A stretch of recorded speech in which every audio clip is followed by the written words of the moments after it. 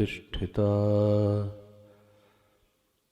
मनो मे वाचि प्रतिष्ठितम् आविराविर्मयेधि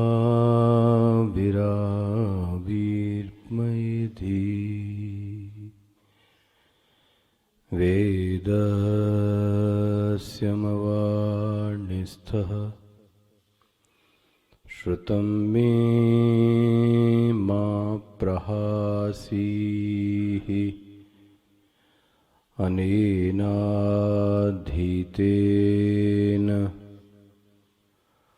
अहोरात्रान् सन्दधामि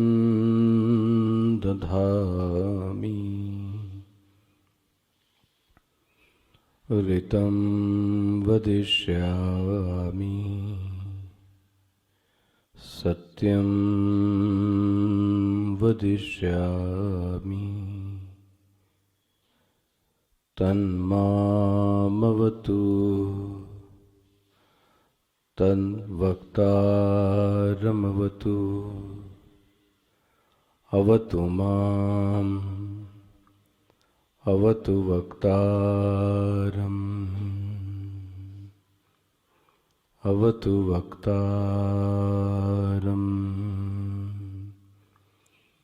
ओ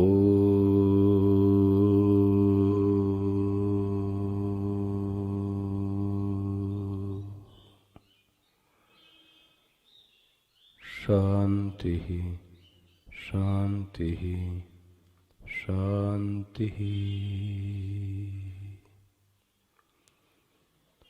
सदाशिवसमारम्भां शङ्कराचार्यमध्यमाम् अस्मदाचार्यपर्यन्तां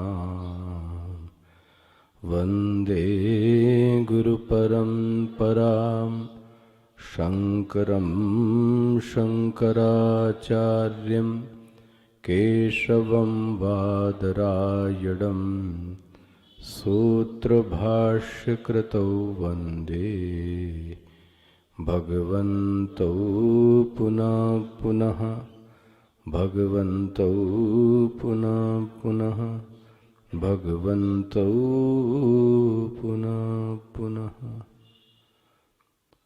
ओमाप्यायन्तु मम वङ्गानि वाक्प्राणचक्षुश्रोत्रमथो बलम् इन्द्रियाणि च सर्वाणि सर्वं ब्रह्मोपनिषदम् माहं ब्रह्म निराकुर्यां मा ब्रह्म निराकरोत् अनिराकरणमस्त्वनिराकरणं मे अस्तु तदात्मनि निरतेय उपनिषत्सु धर्माः ते मयि सन्तु। ओम शांति शांति शांति।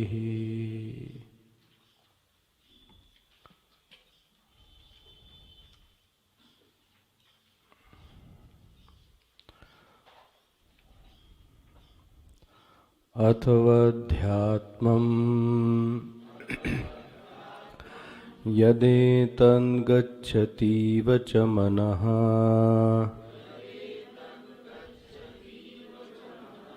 अनेन चैतद् उपस्मरति अभीक्ष्णगं संकल्पः अथाध्यात्मम् यदेतद् गच्छतीव च मनः अनेन च एतदुपस्मरति अभीक्ष्णगं संकल्पः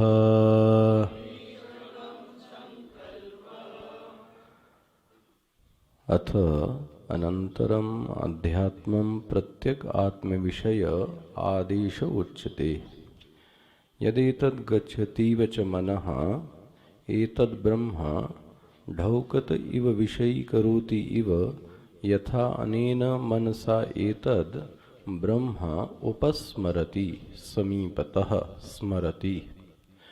साधको अभीक्ष्णगम भ्रशं संकल्पः मनसः ब्रह्म विषयः मन उपाधिकत्वाद् ही मनसः संकल्पः स्मृत्यादि प्रत्ययैः अभिव्यज्यते। ब्रह्म विषयी क्रियमाणाम् इव च अतः स एषः ब्रह्मणः अध्यात्मम् आदेश विद्युत निमेषणवत् अधिदैवतं द्रुतं प्रकाशन धर्मी अध्यात्मं च मनः प्रत्यह समकाल भी अभिव्यक्ति धर्मी इत्येषः आदेशः। एवमादिदश्यमानं हि ब्रह्म मंदबुद्धिगम्यं भवति इति ब्रह्मणः आदेशोपदेशः। नहीं निरुपाधिकम एव ब्रह्म मंदबुद्धिभिः अकलायितुं शक्यम्।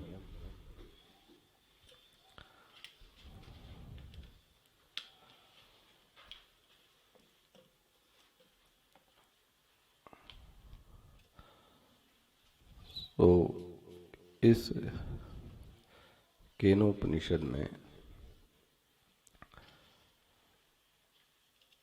उस निरुपाधिक ब्रह्म को समझाने के लिए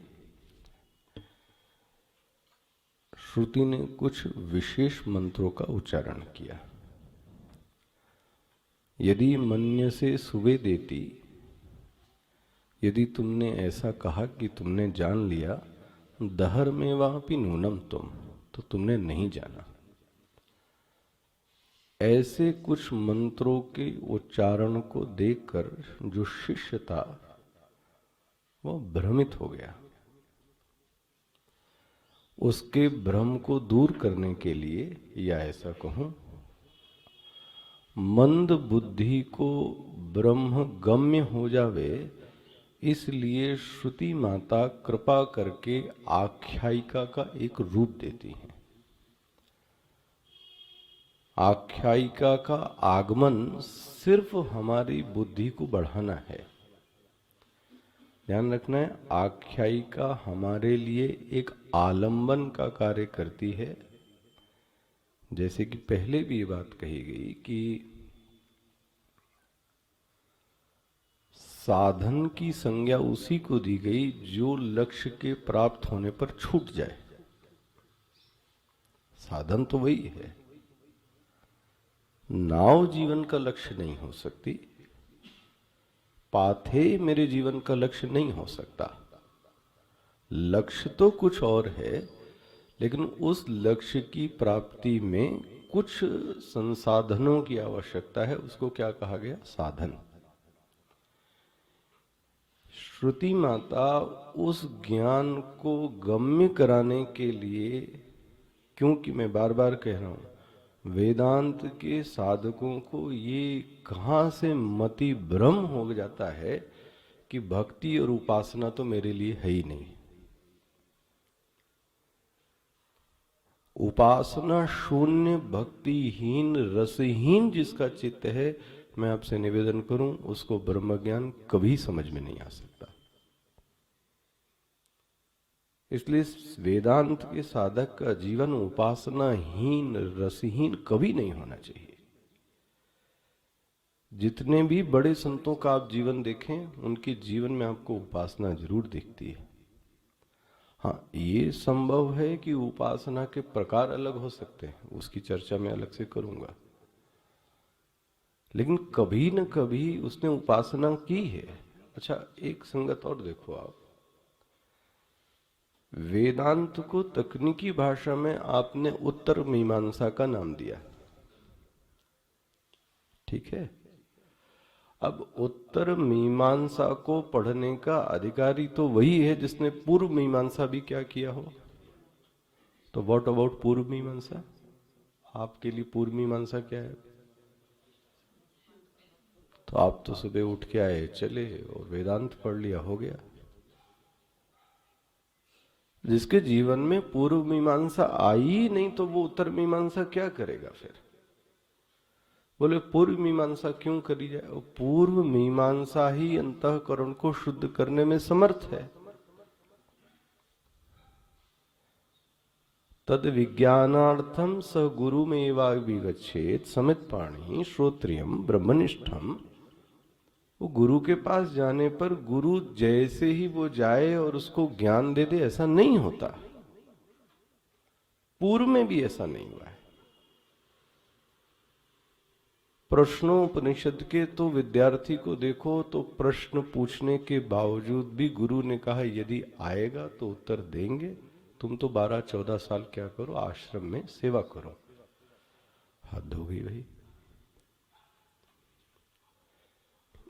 ऐसा मेरा चिंतन कहता है, जब सेवा के लिए कहा गया और हम सेवा से विरत हो गए, मुझे लगता है कि इसमें एक सबसे बड़ा चिंतन ये है कि इस व्यक्ति को अपने जिज्ञासु होने का भी अभिमान है। यही ही इसको साधना करने से रोक रहा है। हम तो ब्रह्म जिज्ञासु हैं, अच्छा तो फिर मैं सेवा क्यों करूं? अच्छा आपके लिए आ जाता हूं, मैं तो वेदांत पढ़ने वाला साधक हूं, हाँ तो मैं जप कैसे करूं? ओहो, मैं हवन कैसे करूं? आपको पता नहीं, मैं ये पढ़ता हूं। ले, संभव है जो गुरु है, जो आचार्य है, वो उपासना अभी भी करता हो। मैंने आपसे कहा स्वामी जी, जो देखते होंगे स्वामी जी रात में भी उपासना करते रहे। तो विद्यार्थी के जीवन से उपासना कैसे छूट गई? ये प्रकरण समझ में आए और ना आए, लेकिन एक बात आपको बांध लेनी है, जीवन में उपासना का त्याग कभी नहीं होना चाहिए। कल भी एक चर्चा कर रहा था, वो चिंतन में मेरे रह गया। निवृत्ति हर व्यक्ति को शोभा नहीं देती।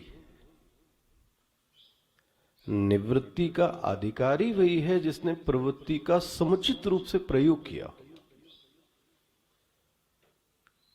ठीक है, और नहीं है तो आप थोड़े दिन निवृत्ति लेके देख लो आप, तो आपको काटने दौड़ेगा समय। जो अभी कम पड़ता है वो काटने दौड़ेगा समय, और साधुओं को भी काटने को दौड़े आता, आपसे बताऊं। और वही यदि उपासना और भक्ति से, ज्ञान से, सेवा से चित्त भरा हो तो समय फिर पता ही नहीं लगता कि दिन भर कहाँ चला गया। तो इसको नोट करके रखिएगा, जिसने उपासना नहीं की या तो ये बना ले कि अगले जन्म में फिर करेंगे, छोड़ दो फिर ये बना लो अगले। ये कोई कहे कि उपासना शून्य और मुझे ब्रह्म की प्राप्ति हो जाए, तो हर व्यक्ति रमण महर्षि नहीं होता महाराज। रमण महर्षि ने पूर्व जन्म में की है, उसको हम क्या जाने उनका पूर्व जन्म। जितने भी महापुरुष दिखते हैं उनके जीवन में, सबके जीवन में मैं देखता हूं उपासना दिखती है। उपासना का स्वरूप अलग हो सकता है, इसलिए श्रुति आपको भी यही कहती है, उपासना चालू करो। स्पष्ट हो गया? ये 2-3 चीजें फिर से चित्त में ले आइएगा। उपासना में आलंबन सबसे महत्वपूर्ण है। अभी आप भगवान भाष्यकार को भी देखेंगे, ये आखिरी पंक्ति अच्छा देख लीजिए अभी। नहीं निरुपाधिकम एव ब्रह्म मंद बुद्धि भी अकलायितुम शक्यम। वह जो ब्रह्म है वह बिना किसी उपाधि के मंद बुद्धि को समझ में नहीं आ सकता। जो मंद बुद्धि का विद्यार्थी, मंद बुद्धि हम लोग जो अधम लोग हैं, उनको उस ब्रह्म को जानने के लिए किसी न किसी उपाधि को तो लेना पड़ेगा। बिना उपाधि के नहीं आ सकता समझ में। हाँ ये ठीक है कि धीरे धीरे तत्व का ज्ञान होने पर उपाधि अपने आप ही धीरे धीरे क्या हो जाएगी, गल जाएगी। धर्म ते विरति जोग ते ज्ञाना। जीवन धार्मिक होगा तो ये चर्चा आपके समझ में आ गई। इसीलिए कहा गया कि तत्पदार्थ का शोधन आधिदैविक उपासना से होती है। तद पद के आधिदैविक उपासना करने से चित्त का शोधन होता है। चलो ये ऐसे समझो, क्या कहा गया? आधिदैविक उपासना करने से, आधिदैविक तत्व वो जो दूर है, जो प्रत्यक्ष नहीं है, जो परोक्ष है, उसके वाच्यार्थ को भी समझ लें और उसकी उपासना की जाए। किसकी? अधिदैव की। उस अधिदैव की उपासना का साधक को एक वरदान मिलता है। ओ हो, बोले वरदान मिलता है? बोले यस। वरदान क्या मिला? जो बंदूक और जो हथियार लेके आप लड़ाई करने चले हो, बंदूक चलाने की बात आई तो आपसे वो फंस गई, क्योंकि साफी ही नहीं थी। अरे कोई चाकू लेके काटे और चाकू में धार ना हो, जनरली कैंची लोग चलाते, कैंची में धार नहीं, तो क्या होगा फिर? जो हमारे साधन है, जो अंग है, उनमें धार लगी होनी चाहिए। धार कहां से लगाई? धार वेदांत नहीं लगाएगा, ध्यान रखना। धार लगाने का कार्य है जो वो अधिदैव का है, उपासना का है। इसलिए कहा गया कि अधिदैव की उपासना से करुणों में शुद्धता, करुणों में सूक्ष्मता आती है। यह जो चित्त स्थूल बना हुआ है, सूक्ष्म विषयों को ग्रहण करने में सक्षम नहीं होता, जिसको आपकी भाषा में आप बोलते बोधा बुद्धि। ये बोधा बुद्धि क्यों है? उपासना शून्य है। यदि आपको लगता है कि बुद्धि तेज होनी चाहिए, शार्प होनी चाहिए, जो पढ़ा जाए वह याद हो जाए, अगर ऐसी मन में इच्छा है, तो ध्यान रखिए, अंतःकरण की शुद्धि का सबसे बड़ा साधन अधिदैव है। ये वेदांत कभी नहीं करेगा, न ये वेदांत का विषय। स्पष्ट हो गया?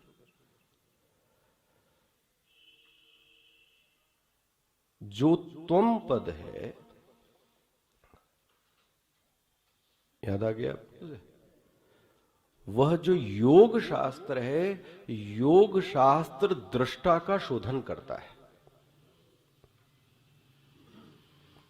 तत्पद ने क्या किया? करणों को शुद्ध कर दिया। योग शास्त्र ने क्या कर दिया? तो योग शास्त्र ने दृष्टा का शोधन करने, शरीर को मोटा पतला फ्लेक्सिबल करने में योग नहीं है जी। तदा दृष्टु स्वरूपे अनुसंधानम, यही उसका लक्ष्य है। तो ये भी हो गया, ये भी लग गया आपकी संगत में। एक का शोधन किससे हुआ? करणों का शोधन अधिदैव की। एक पूरा मस्तिष्क में आज आ गए। अधिदैव की उपासना करने से शोधन हुआ करणों का। योग की उपासना, योग का साधन करने जो शोधन किसका हुआ? दृष्टा तत्व। व्यवहार का शोधन मैंने किससे कहा था? धर्म से। व्यवहार सुधारना है, पर्सनालिटी बड़ी अच्छी करनी है, न वेदांत की आवश्यकता है न योग की। विधि निषेध में कलिमल हतनी। जीवन में जो कहा गया है, जैसे रहना चाहिए, उठना चाहिए, बोलना चाहिए, बात करना चाहिए, वो विहित कर्म का अनुष्ठान करो और निषिद्ध को छोड़ दो, तो आपका व्यवहार शुद्ध हो जाएगा। झूठ मत बोलो, छल मत रखो। देखो, आपको अगर आप छल रखोगे, अभिमान रखोगे, तो ध्यान रखना, कोई सही महात्मा आपके इस नजर में आ गया या कोई अच्छा पुरुष, तो आपको तुरंत समझ में आएगा आपके, भले ही कैसा व्यक्ति हो, ये छली है अंदर से। क्योंकि भाव भंगिमा और जो दिव्यता आनी चाहिए वो व्यक्तित्व में आती नहीं है, तो कुछ तो गड़बड़ है।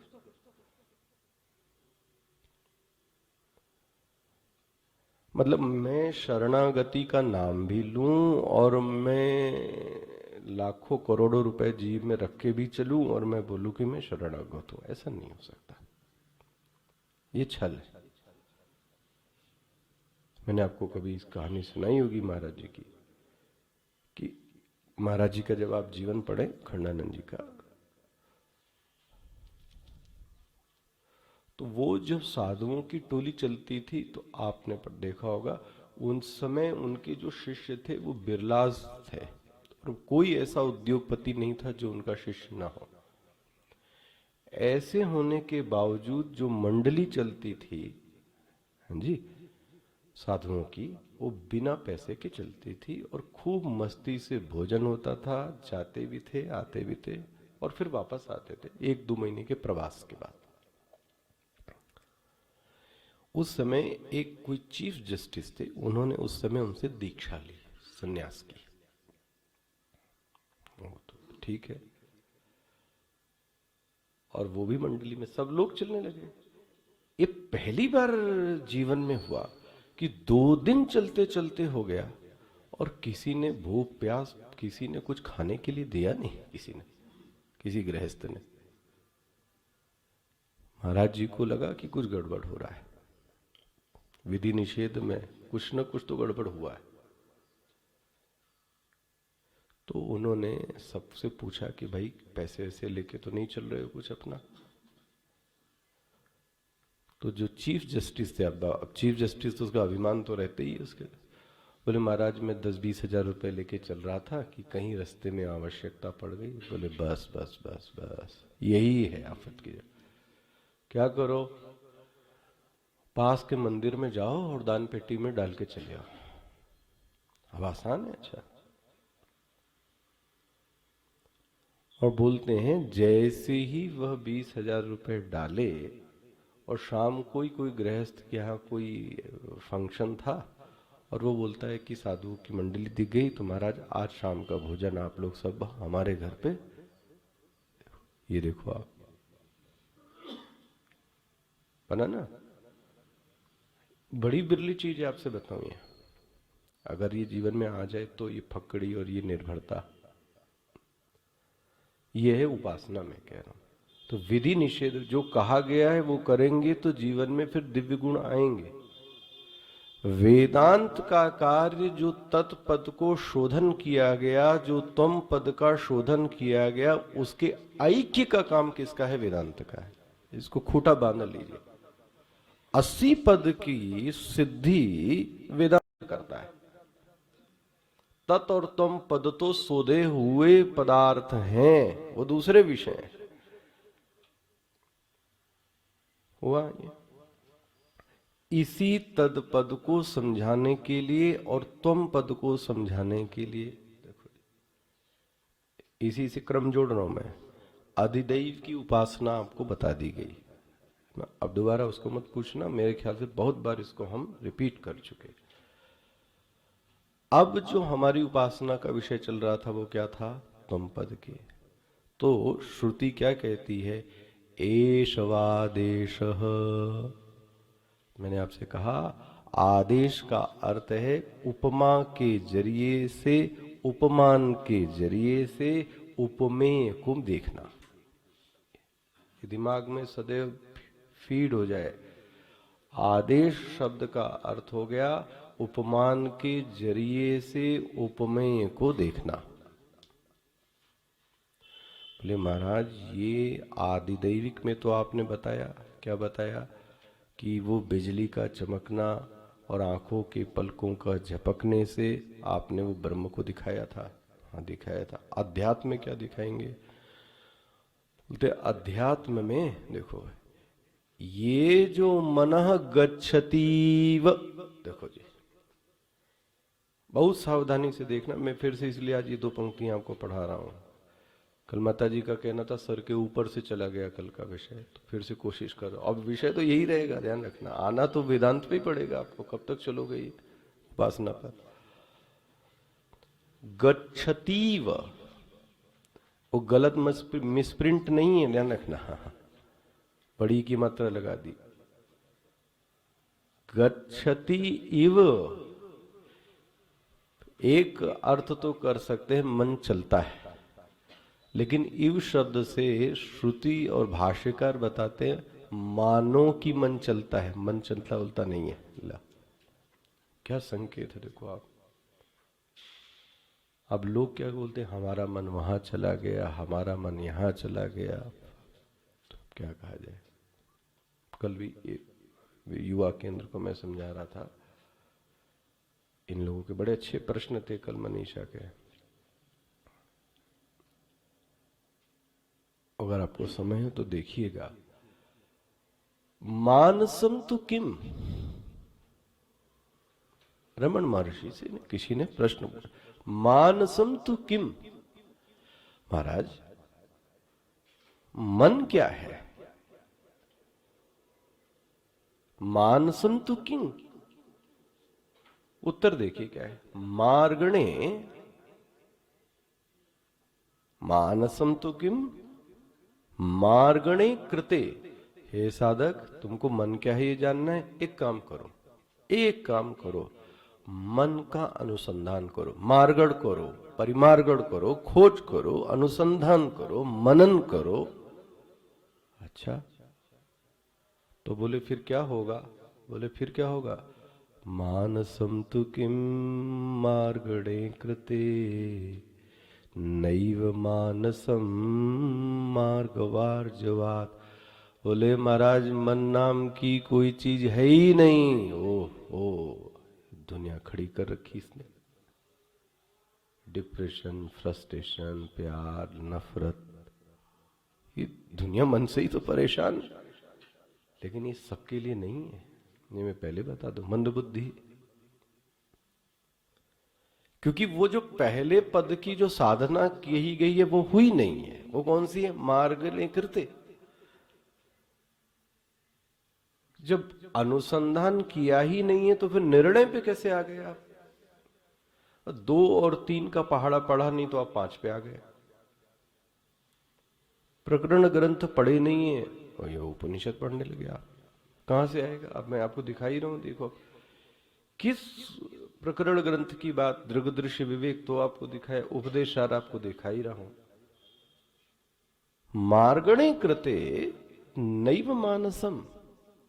अरे भैया, मन नाम की कोई चीज है नहीं। मार्ग आर्जवात, ये बहुत सरल मार्ग है, दौड़े चले जाओ, कुछ नहीं है ये सब। बोले महाराज ये बात हमको समझ में नहीं आती है आपकी बात। चलो बोले समझो क्या है मन। अब देखो, पहले तो निषेध करा, पहले तो निषेध किया, अब बोलते नहीं आता तो चलो। क्या बोलते हैं? कोई संगत लगा सकता है इसके आगे बिना देखे? वो खोल लिया महाराज ने किताब, किताब नहीं खोली तो संगत आगे की लगानी थी। क्या थी? वृत्त्यम मनः। आ गया? कितनी सुंदर है। जब मन की अनुभूति होती है, मतलब क्या? वृत्तियों के विषय की अनुभूति। और जैसी वृत्ति वैसा मन। पकड़ में आ रहा है? कल मैं नहीं समझा पाया, अभी समझा रहा हूं तुम्हें। अगर मन में श्रद्धा की वृत्ति तो फिर मैं श्रद्धा, तो फिर शांति का अनुभव होता है। अच्छा, द्वेष की वृत्ति तो फिर मैं द्वेषी। पूरा ताना बाना जो खेला गया है वो वृत्तियों का है। मन क्या है? तो क्या कहा गया? वृत्तियों का प्रवाह मन है, एक वृत्ति नहीं। वृत्त, flow of thought is mind.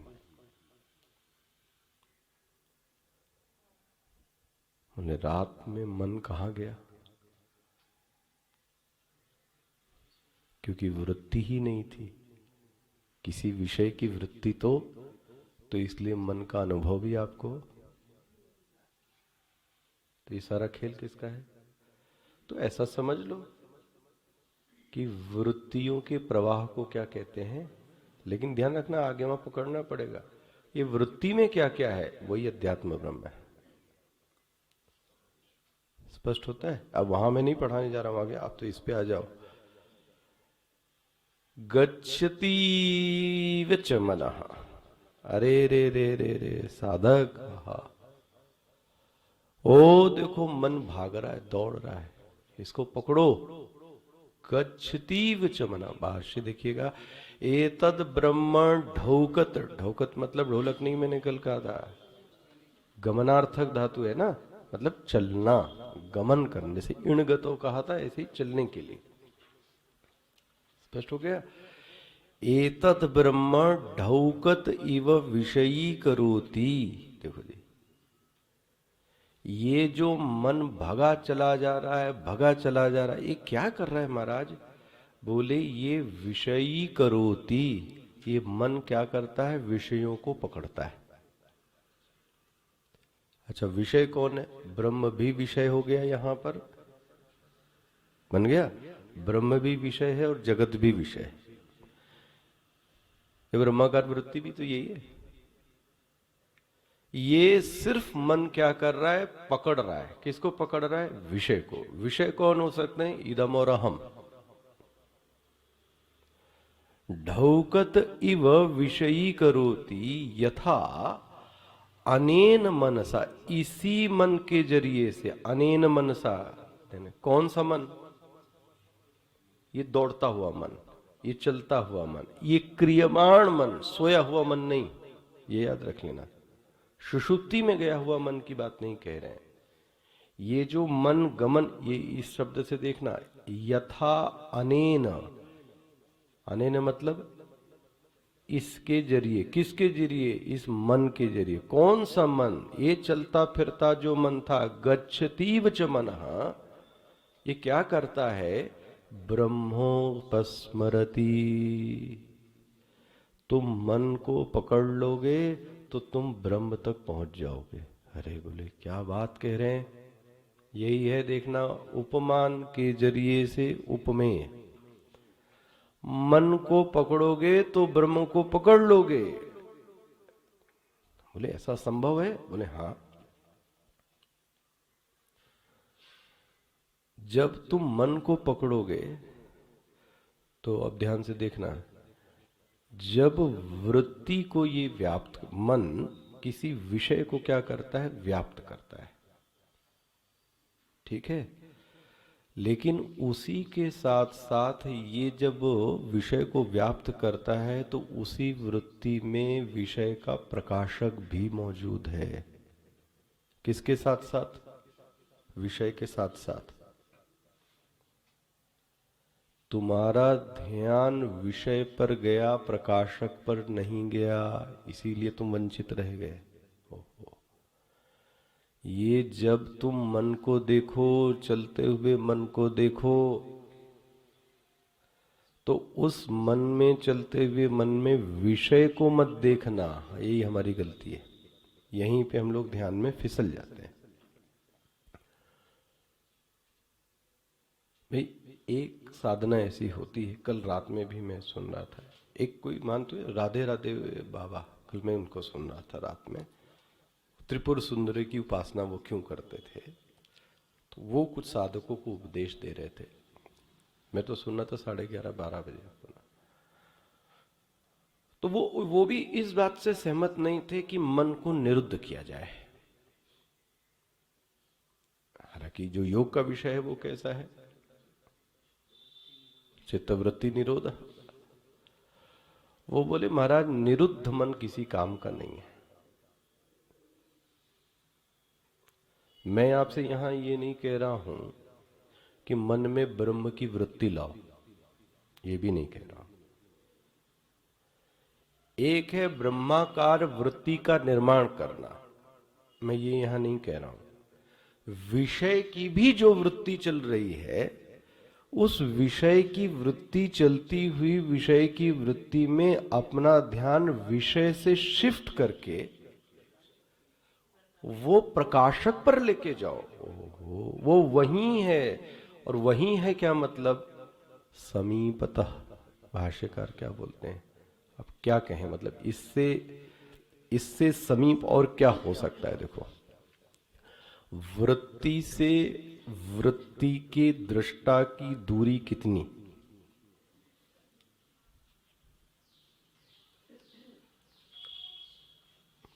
क्या कहोगे? वृत्ति से वृत्ति के दृष्टा की दूरी कितनी? हाँ, ये लगा दो, क्या है? अरे ये दफ्ती लगा दी इस किताब वाले ने, मूर्ख ने। तो ये क्या? हाँ, ये लगा दो इधर इसमें। हाँ बस, एक्चुअली में इसके कारण बैलेंस नहीं बनता है। हाँ, अच्छा, आप तो ये जो वृत्ति, बहुत सावधानी से देखना, ये विषय, वृत्ति और वृत्ति के प्रकाशक की दूरी कितनी है?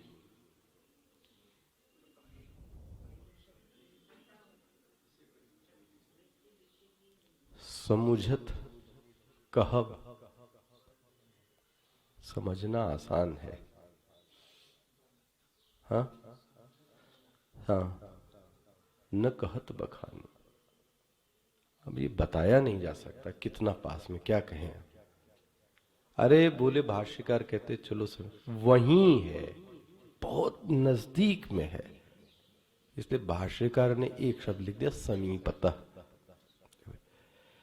यह जो वृत्ति है और वृत्ति का जो दृष्टा, जो प्रकाशक है, उसमें कोई आपस में दूरी नहीं है, बहुत है। इसलिए भाष्यकार क्या, मनसा एतद ब्रह्म उपस्मरति। उपस्मरति का, उपस्मरति शब्द किसका है? श्रुति का है।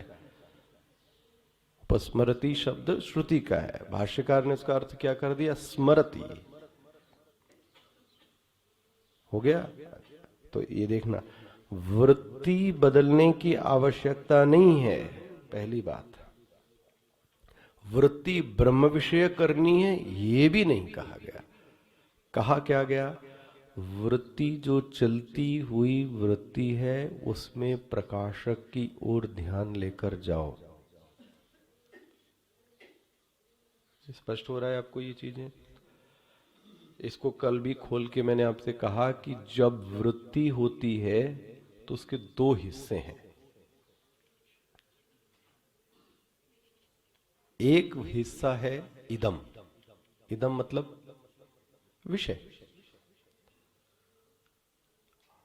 अब वह जो, बहुत सावधानी से सुनना, वह जो वृत्ति का जो इदम हिस्सा है वो कैसा है? वो जड़ है। जो इदम है वो कैसा है? वो जड़ है। ये वृत्ति का ज्ञान कैसे प्राप्त हुआ हमको कि इदम फलम, अयम पटह, ये कपड़ा है, ये सेब है, ये ज्ञान कैसे प्राप्त हुआ? उसी वृत्ति में प्रकाशक भी मौजूद है। उस प्रकाशक ने इस फल वाली वृत्ति को क्या कर दिया? प्रकाशित किया। और जैसे ही प्रकाशित हुआ वैसे ही हमको क्या हो गया? क्लिक हो गया। क्या हो गया? ये सेब। स्पष्ट हो गया? ध्यान रखना, अभी तो इसका भी बाद किया जाएगा, लेकिन अभी समझाने के लिए आपको कह रहा हूं, वृत्ति का प्रकाशक। अच्छा, ये कोई कहे कि जो वृत्ति है तभी प्रकाशक है, तो सापेक्ष हो गया। तब तो सापेक्ष हो गया कि नहीं हो गया? लेकिन मैं इसलिए क्या, ये उपासना है, इसलिए उपासना में हमको क्या देना चाहते हैं भाष्यकार? आलंबन देना चाहते हैं, क्योंकि ये अभी ब्रह्म ज्ञान को इतना तो पचा नहीं पाया। इसलिए बोलते तुम तो आलंबन किसका लो? वृत्ति का लो। और वृत्ति के आलंबन से वृत्ति के प्रकाशक को देखने का प्रयास करो। ये पहली पंक्ति क्लियर होगी भाष्य की। एतद ब्रह्म ढौकत इव विषयी करोति, मिल गया? यथा अनेन मनसा एतत् ब्रह्म उपस्मरति समीपतः स्मरति। अच्छा, ध्यान रखना, उन्होंने थोड़ा सा टपका दिया, ये सबके लिए नहीं है। ये सबके लिए नहीं है। बोले अधिदैव की उपासना तो सब लोग कर सकते थे, अध्यात्म की उपासना सबके लिए। बोले कौन? साधक। इस साधक से ये माना जाता है कि इस साधक का चित्त शांत हो गया होगा। साधक निवृत्ति में आनंद लेने लगा होगा। साधक अपनी आंख बंद करके बैठने का अभ्यास करता है। साधक का चित्त अंतर्मुखी है। साधक में तेजस्विता और एकाग्रता खूब जम के है। ये सब गर्भ में है। किसके? साधक के। वही इसका अधिकारी है, सब लोग नहीं।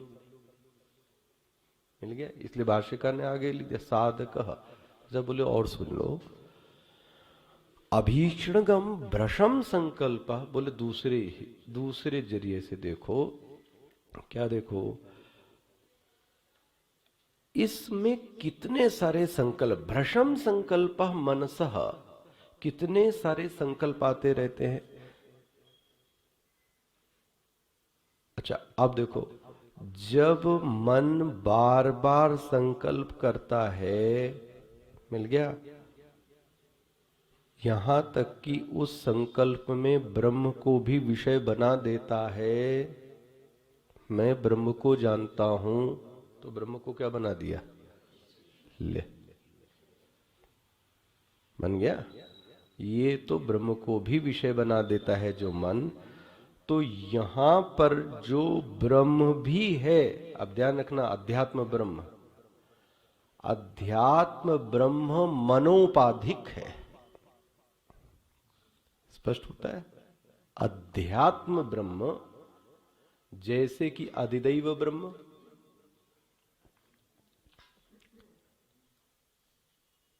अधिदैव ब्रह्म को क्या कहा गया था? ईश्वर।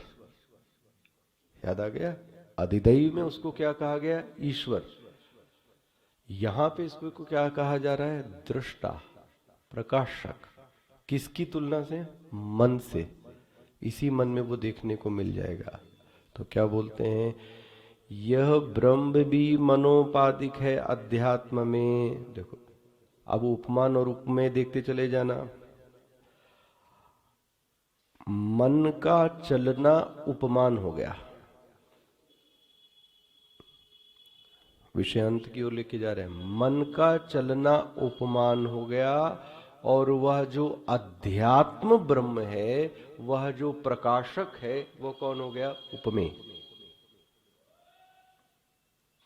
स्पष्ट हो गया? जिसको वहां क्या कहा था? सगुण ब्रह्म।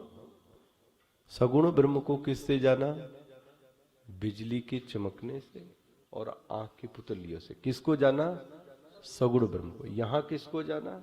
अध्यात्म ब्रह्म को। अध्यात्म ब्रह्म मतलब दृष्टा, प्रकाशक, साक्षी, जो कहना हो कह लो भी। किसके जरिए से जाना? मन के जरिए जाना है। स्पष्ट हो गया? अच्छा आगे बढ़ते जाओ। ब्रह्म विषय मन उपाधि को लिखा है, मन उपाधि कत्वाति ही मनसः संकल्प स्मृत्यादि प्रत्यय ही अभिव्यज्यते। ये जो मन की वृत्तियां बह रही हैं, संकल्प आदि, इससे, और भाई दुनिया भी इसी से अभिव्यज्यित हो रही है, तो ब्रह्म भी क्यों नहीं आ सकता? साधक के लिए तो ये भी हो सकता है ना। तो तुम काम और ये संकल्प की वृत्तियां छोड़ दो, तुम तो इससे ब्रह्म को विषय बनाओ। इसका मतलब क्या हो गया? कोशिश कर लो ब्रह्माकार वृत्ति की। अच्छा आगे देखो क्या है। इसको देखो आगे, इसको कैसे आखिरी में कैसे समाप्त करते। एषः ब्रह्मण अध्यात्मम आदेशः। ये कौन सा आदेश हो गया? स्पष्ट हो गया ये चीजें। पहले कौन सा आदेश था? अधिदैव। ये कौन सा आदेश हो गया? अध्यात्म। अच्छा फिर से देखो भाष्यकार कितने दयालु हैं। फिर से एक बहुत सुंदर चीज दिखाते हैं। विद्युत निमेषणम, विद्युत निमेषणवत अधिदैवतम। देखो पूरा कंक्लूड ऐसे करते हैं विषय को।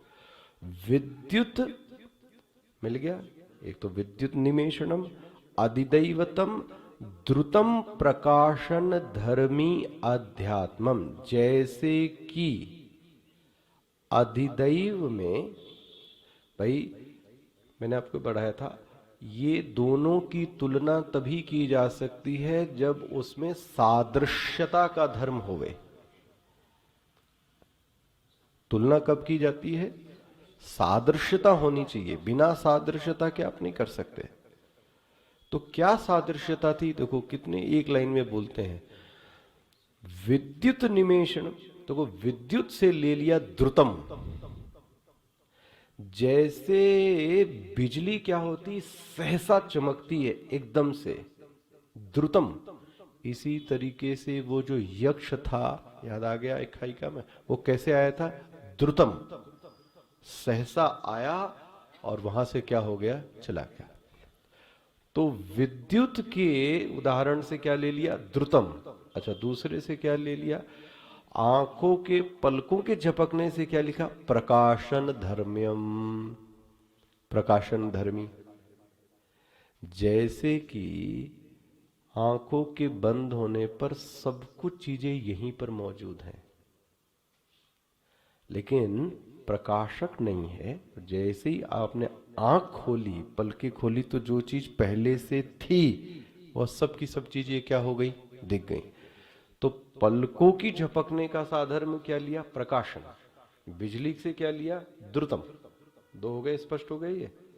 तो कैसे भाष्यकर एक लाइन में कंक्लूड करते हैं, विद्युत निमेषणवद अधिदैवत। आपके पास भाष्य है या नहीं है श्याम जी? हाँ, मैं तो पहले ही कह रहा था, दो भाष्य दे दो। ये है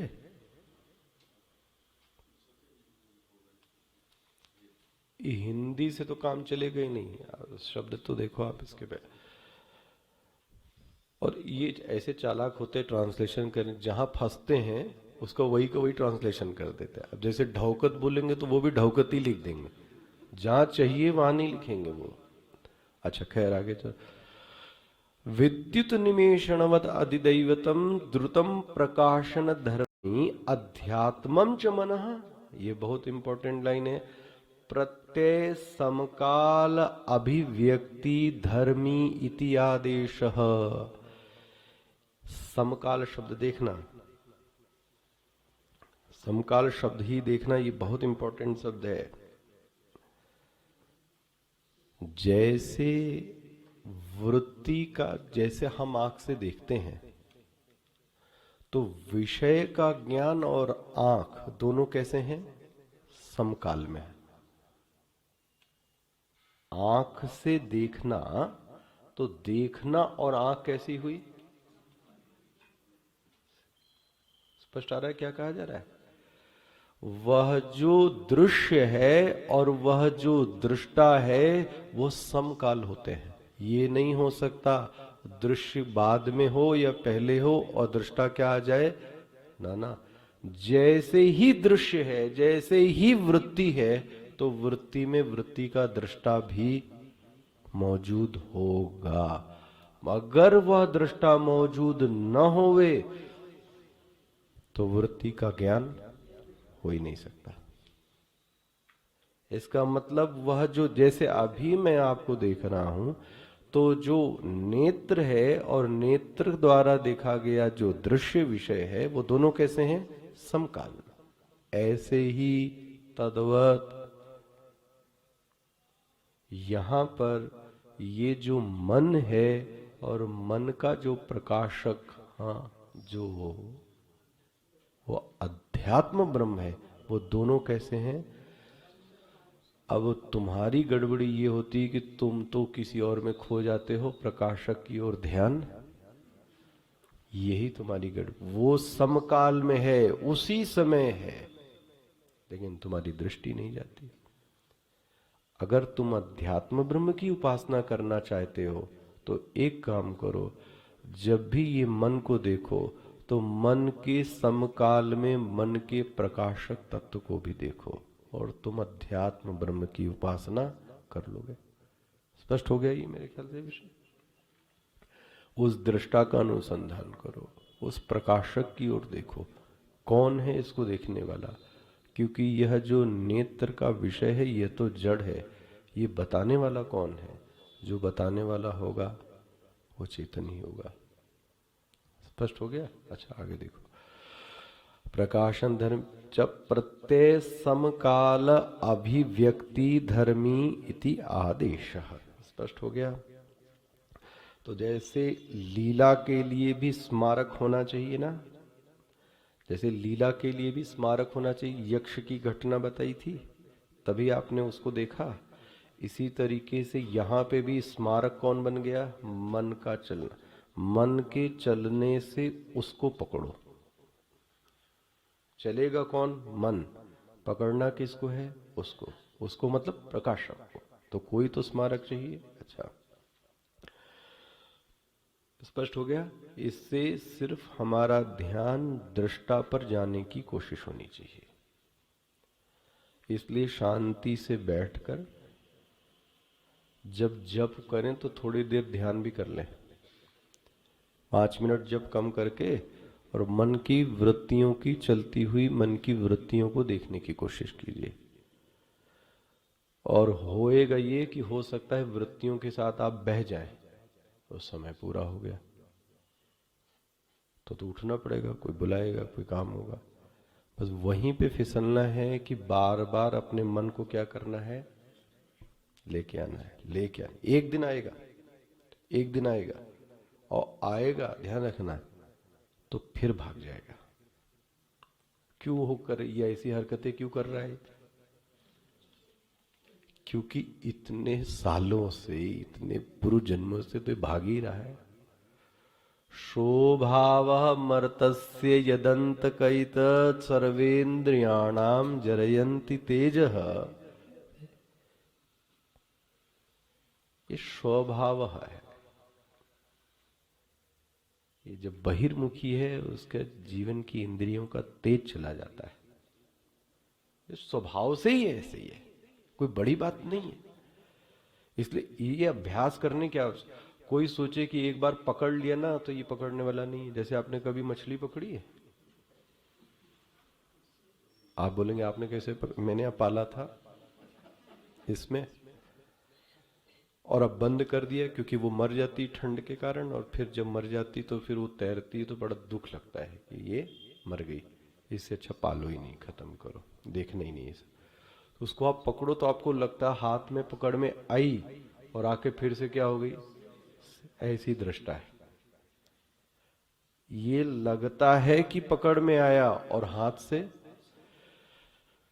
अभ्यास चाहिए।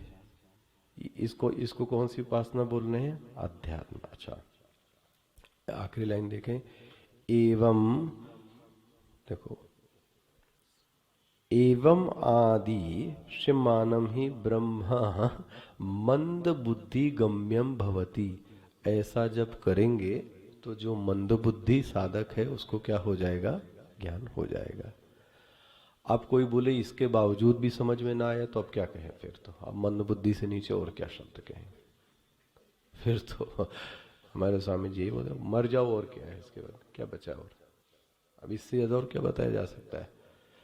एवं आदिश्यमानमी ब्रह्म मंद बुद्धि गम्यम भवति इति ब्रह्मणः आदेशः उपदेशः। हो गया? अब देखो ये कौन सा आदेश हो गया? ये आध्यात्मिक है ना। वो कैसा था? आदिदेव। नहीं निरुपाधिकम एव ब्रह्म मंद बुद्धि भी कलायुतम शक्यम। इसलिए इसके ज्ञान के लिए किसी उपाधि की आवश्यकता जरूर पड़ेगी। बिना उपाधि के मंद व्यक्ति इस ब्रह्म का ध्यान नहीं। इसलिए इस उपमान को जरूर पकड़ना चाहिए। कौन सी साधना के लिए? अध्यात्म ब्रह्म के लिए। अभी बाद में एक टिप्पणीकार ने बड़ा अच्छा एक प्रश्न उठाया, बहुत अच्छा चीज है। जैसे कि सागर में सूर्य प्रतिबिंबित होता है, लेकिन सागर की जलों में भी जो सूर्य प्रतिबिंबित होता है ये भी तो है सागर में। फिर जितनी लहरें, तो लहरों में भी कौन प्रतिबिंबित हो रहा है? तो अब वह जो प्रतिबिंबित सूर्य है उसमें भी चंचलता आदि का दोष दिखता है। हालांकि सूरज में कोई चंचलता, लेकिन जो चलती हुई लहरें हैं,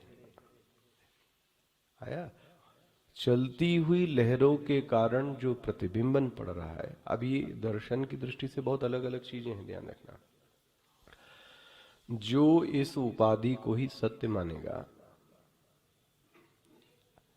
उसके लिए ये ब्रह्म भी कितने हो गए, अध्यात्म कितने, जितने अंतःकरण उतना दृष्टा। तो अंतःकरण कितने हैं तो फिर दृष्टा भी कितना हुआ। तो इसीलिए पुरुष अनेक माना गया। बाहर कैसी प्रकृति विलास आया, और पुरुष के आप ये मत घबराना नहीं, इसकी आगे और चर्चा करेंगे। तो इसे दर्शन बन गया, देखो बना। इसलिए मन को जरूर समझना चाहिए। जब तक मन का मिथ्यात्व नहीं समझ में आएगा, कहीं इसी को लेके कोई आगे ना चला जाए, इसी को ही लेके चला गया तो फिर मुश्किल में आ जाएगा। फिर इसको सही समझ लेगा तो मेरा साक्षी तो सत्य है, बोले सही है।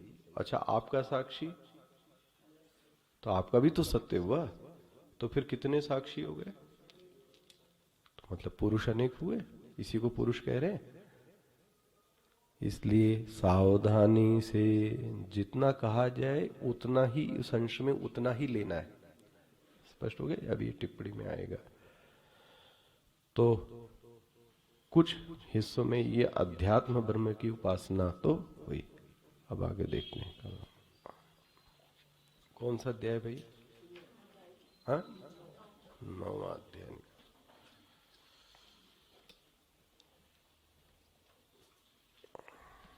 गीता बाटो पर। ओम श्री परमात्मने नमः। अथ नवमोऽध्यायः। श्री भगवानुवाच